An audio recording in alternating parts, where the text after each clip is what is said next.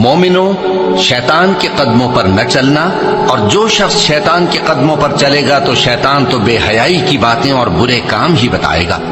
اور اگر تم پر اللہ کا فضل اور اس کی مہربانی نہ ہوتی تو ایک شخص بھی تم میں پاک نہ ہو سکتا، مگر اللہ جس کو چاہتا ہے پاک کر دیتا ہے، اور اللہ سننے والا ہے، جاننے والا ہے۔ لوگو، جو چیزیں زمین میں حلال طیب ہیں وہ کھاؤ، اور شیطان کے قدموں پر نہ چلو، وہ تمہارا کھلا دشمن ہے۔ وہ تو تم کو برائی اور بے حیائی ہی کے کام کرنے کو کہتا ہے۔ شیطان تمہیں تنگ دستی کا خوف دلاتا اور بے حیائی کے کام کرنے کو کہتا ہے، اور اللہ تم سے اپنی بخشش اور رحمت کا وعدہ کرتا ہے، اور اللہ کشائش والا ہے، سب کچھ جاننے والا ہے۔ اور وہ کہ جب کوئی کھلا گناہ یا اپنے حق میں کوئی اور برائی کر بیٹھتے ہیں تو اللہ کو یاد کرتے اور اپنے گناہوں کی بخشش مانگتے ہیں، اور اللہ کے سوا گناہ بخش بھی کون سکتا ہے، اور جان بوجھ کر اپنے افعال پر اڑے نہیں رہتے۔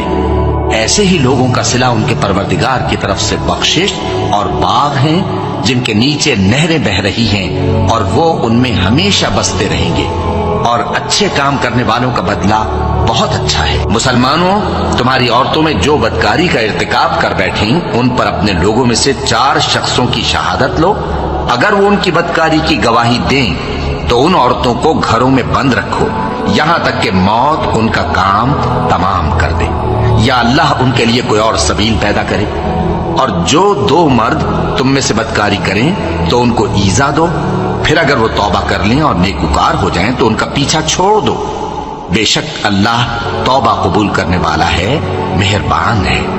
اللہ انہی لوگوں کی توبہ قبول فرماتا ہے جو نادانی سے بری حرکت کر بیٹھتے ہیں پھر جلد توبہ کر لیتی ہیں۔ بس ایسے لوگوں پر اللہ توجہ کرتا ہے، اور وہ سب کچھ جاننے والا ہے، حکمت والا ہے۔ اور ایسے لوگوں کی توبہ قبول نہیں ہوتی جو ساری عمر برے کام کرتے رہیں، یہاں تک کہ جب ان میں سے کسی کی موت آ موجود ہو تو اس وقت کہنے لگے کہ اب میں توبہ کرتا ہوں۔ اور نہ ان کی توبہ قبول ہوتی ہے جو کفر کی حالت میں مریں۔ ایسے لوگوں کے لیے ہم نے دردناک عذاب تیار کر رکھا ہے۔ مومنو، تم کو جائز نہیں کہ زبردستی عورتوں کے وارث بن جاؤ، اور دیکھنا اس نیت سے کہ جو کچھ تم نے ان کو دیا ہے اس میں سے کچھ لے لو، انہیں گھروں میں مت روک رکھنا۔ ہاں، اگر وہ کھلے طور پر بدکاری کی مرتکب ہوں تو اور بات ہے، اور ان کے ساتھ اچھی طرح سے رہو سہو۔ پھر اگر وہ تم کو ناپسند ہوں تو عجب نہیں کہ تم کسی چیز کو ناپسند کرو، اور اللہ اس میں بہت سی بھلائی پیدا کر دے۔ اور جن عورتوں سے تمہارے باپ دادا نے نکاح کیا ہو ان سے نکاح نہ کرنا، مگر جاہلیت میں جو ہو چکا سو ہو چکا۔ یہ نہایت بے حیائی اور اللہ کی ناخوشی کی بات تھی، اور بہت برا دستور تھا۔ اور بے حیائی کے کام ظاہر ہوں یا پوشیدہ ان کے پاس نہ پھٹکنا۔ اور یہ لوگ جب کوئی بے حیائی کا کام کرتے ہیں تو کہتے ہیں کہ ہم نے اپنے بزرگوں کو اسی طرح کرتے دیکھا ہے، اور اللہ نے بھی ہم کو یہی حکم دیا ہے۔ کہہ دو کہ اللہ بے حیائی کے کام کرنے کا تو حکم نہیں دیتا۔ کیا تم اللہ کی نسبت ایسی بات کہتے ہو جس کا تمہیں علم نہیں؟ کہہ دو کہ میرے پروردگار نے تو بے حیائی کی باتوں کو ظاہر ہو یا پوشیدہ، اور گناہ کو اور ناحق زیادتی کرنے کو حرام کیا ہے، اور اس کو بھی کہ تم کسی کو اللہ کا شریک بناؤ جس کی اس نے کوئی سند نازل نہیں کی، اور اس کو بھی کہ اللہ کے بارے میں ایسی باتیں کہو جن کا تمہیں کچھ علم نہیں۔ اور اسی طرح جب ہم نے لوط کو پیغمبر بنا کر بھیجا تو اس وقت انہوں نے اپنی قوم سے کہا کہ تم ایسی بے حیائی کا کام کیوں کرتے ہو کہ تم سے پہلے اہل عالم میں سے کسی نے اس طرح کا کام نہیں کیا، یعنی خواہش نفسانی پورا کرنے کے لیے عورتوں کو چھوڑ کر مردوں کے پاس آتے ہو۔ حقیقت یہ ہے کہ تم لوگ حد سے نکل جانے والے ہو۔ اور ان لوگوں سے اس کا جواب کچھ نہ بن پڑا، اور بولے تو یہ بولے کہ ان لوگوں یعنی لوط اور اس کے گھر والوں کو اپنے گاؤں سے نکال دو کہ یہ لوگ پاک بننا چاہتے ہیں۔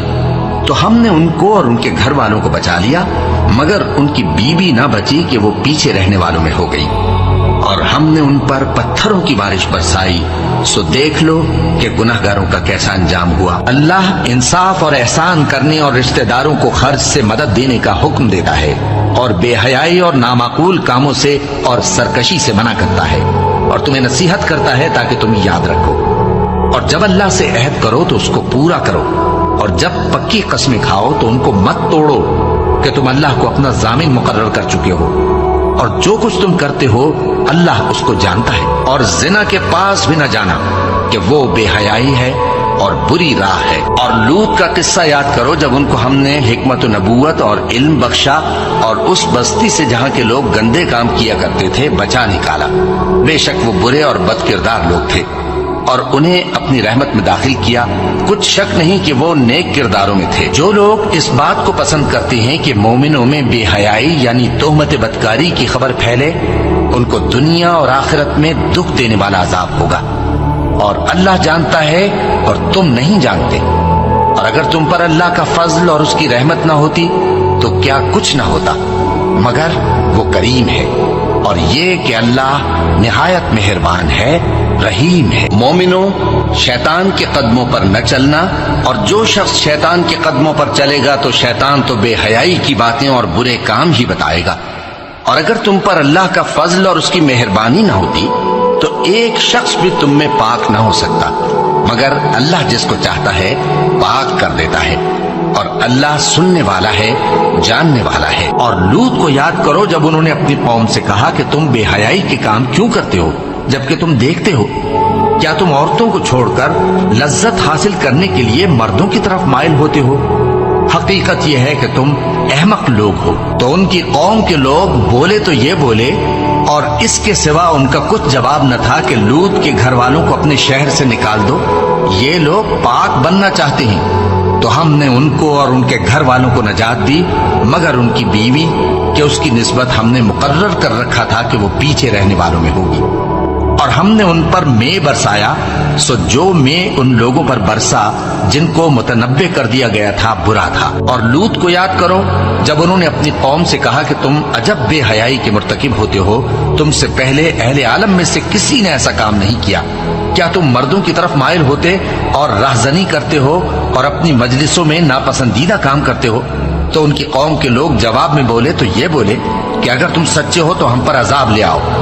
لوط نے کہا کہ اے میرے پروردگار، ان مفسد لوگوں کے مقابلے میں مجھے نصرت عنایت فرما۔ اور جب ہمارے فرشتے ابراہیم کے پاس خوشی کی خبر لے کر آئے تو کہنے لگے کہ ہم اس بستی کے لوگوں کو ہلاک کر دینے والے ہیں کہ یہاں کے رہنے والے نافرمان ہیں۔ ابراہیم نے کہا کہ اس میں تو لوط بھی ہیں۔ وہ کہنے لگے کہ جو لوگ یہاں رہتے ہیں ہمیں سب معلوم ہے، ہم ان کو اور ان کے گھر والوں کو بچا لیں گے بجز ان کی بیوی کے کہ وہ پیچھے رہنے والوں میں ہوگی۔ اور جب ہمارے فرشتے لوط کے پاس آئے تو وہ ان کی وجہ سے ناخوش اور تنگ دل ہوئے۔ فرشتوں نے کہا کچھ خوف نہ کیجیے اور نہ رنج کیجیے، ہم آپ کو اور آپ کے گھر والوں کو بچا لیں گے، مگر آپ کی بیوی کے پیچھے رہنے والوں میں ہوگی۔ ہم اس بستی کے رہنے والوں پر اس سبب سے کہ یہ بد کرداری کرتے رہے ہیں آسمان سے عذاب نازل کرنے والے ہیں، اور ہم نے سمجھنے والے لوگوں کے لیے اس بستی کی ایک کھلی نشانی چھوڑ دی۔ اے نبی، یہ کتاب جو تمہاری طرف وحی کی گئی ہے اس کو پڑھا کرو اور نماز کے پابند رہو، کچھ شک نہیں کہ نماز بے حیائی اور بری باتوں سے روکتی ہے، اور اللہ کا ذکر سب سے بڑا ہے، اور جو کچھ تم کرتے ہو اللہ اسے جانتا ہے۔ لوگوں، جو مال و متاع تم کو دیا گیا ہے وہ دنیا کی زندگی کا ناپائیدار فائدہ ہے، اور جو کچھ اللہ کے ہاں ہے وہ بہتر اور باقی رہنے والا ہے، یعنی ان لوگوں کے لیے جو ایمان لائے اور اپنے پروردگار پر بھروسہ رکھتے ہیں، اور جو بڑے بڑے گناہوں اور بے حیائی کے کاموں سے پرہیز کرتے ہیں، اور جب غصہ آتا ہے تو معاف کر دیتے ہیں، اور جو اپنے پروردگار کا فرمان قبول کرتے ہیں اور نماز پڑھتے ہیں اور اپنے کام آپس کے مشورے سے کرتے ہیں،